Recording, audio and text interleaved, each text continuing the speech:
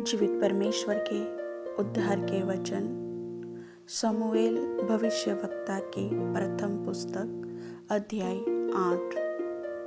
जब शमूएल बूढ़ा हुआ तब उसने अपने पुत्रों को इज़राइलियों पर न्यायी ठहराया। उसके जेठे पुत्र का नाम योएल और दूसरे का नाम अबिय्याह था। ये बेर्शेबा में न्याय करते थे, परंतु उसके पुत्र उसकी राह पर न चले, अर्थात लालच में आकर घूस लेते और न्याय बिगाड़ते थे। तब सब इज़राइली वृद्ध लोग इकट्ठे होकर रामा में शमूएल के पास जाकर उससे कहने लगे, सुन, तू तो अब बूढ़ा हो गया और तेरे पुत्र तेरी राह पर नहीं चलते।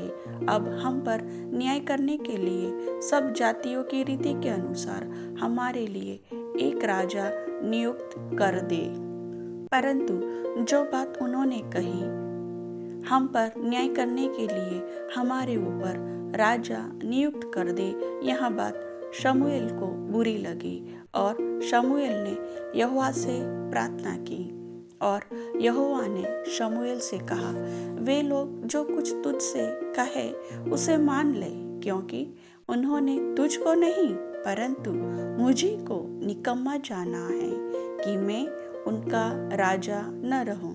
जैसे जैसे काम वे उस दिन से, जब से मैं उन्हें मिस्र से निकाल लाया, आज के दिन तक करते आए हैं कि इसको त्याग कर पराये देवताओं की उपासना करते आए हैं, वैसे ही वे तुझसे भी करते हैं। इसलिए अब तू उनकी बात मान, तो भी तो गंभीरता से उनको भली भांति समझा दे और उनको बता भी दे कि जो राजा उन पर राज्य करेगा उसका व्यवहार किस प्रकार होगा।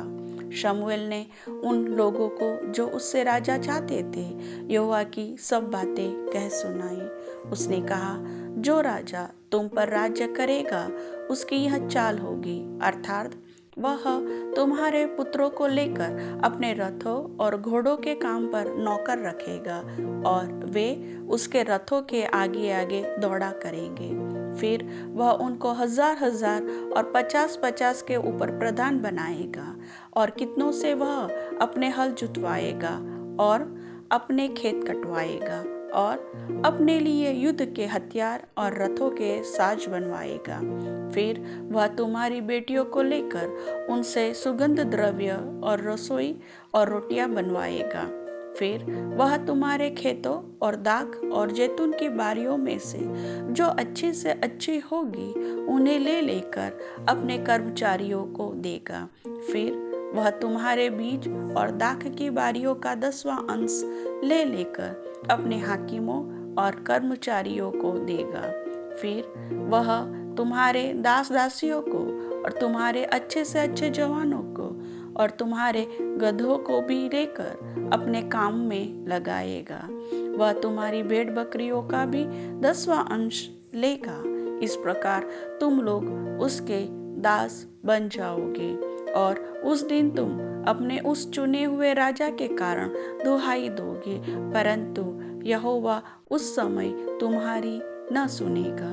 तो भी उन लोगों ने शमूएल की बात न सुनी और कहने लगे, नहीं, हम निश्चय अपने लिए राजा चाहते हैं, जिससे हम भी और सब जातियों के समान हो जाए और हमारा राजा हमारा न्याय करे और हमारे आगे आगे चलकर हमारी ओर से युद्ध किया करे। लोगों की ये सब बातें सुनकर शमूएल ने यहोवा के कानों तक पहुंचाया। यहोवा ने शमूएल से कहा, उनकी बात मानकर उनके लिए राजा ठहरा दे। तब शमूएल ने इज़राइली मनुष्यों से कहा, तुम अब अपने अपने नगर को चले जाओ।